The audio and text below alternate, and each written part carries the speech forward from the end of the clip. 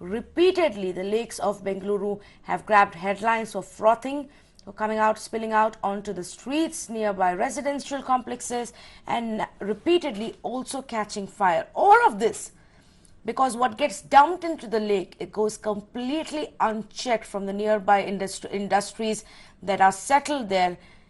Shrija, what is the main cause, and what is the state government going to do about it? Repeatedly, the citizens have spoken about it. The National Green Tribunal has pulled them up.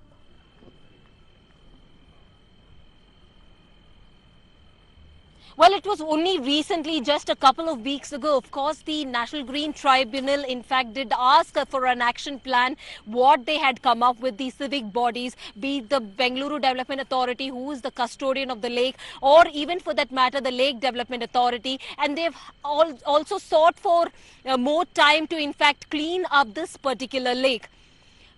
And what you see at this point in time is, like you see right behind me, is of the fire has only intensified and spread. In fact, it was only at 5 spots, and what you right now see here is plumes of huge fire over here, and clearly it is the cloud. You can see the cloud of fire, and of course the residents are put up with this kind of a problem, and this is not the first time that we are seeing something like this.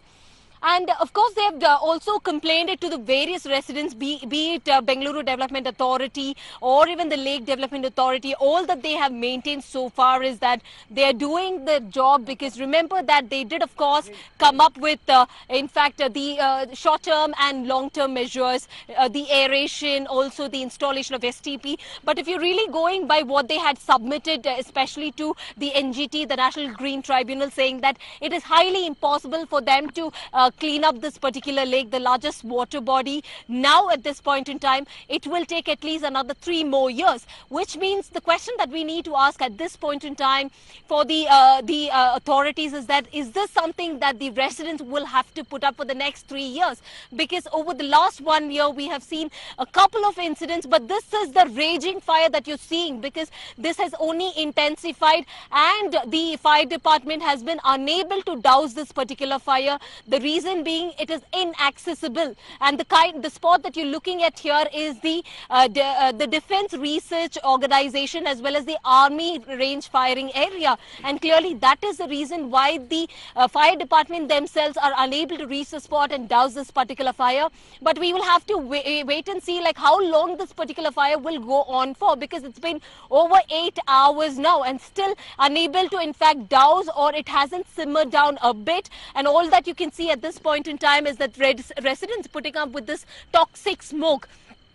And another one aspect that I would like to make a point over here, Tanvi, is that in fact they did tell that they will be installing STPs.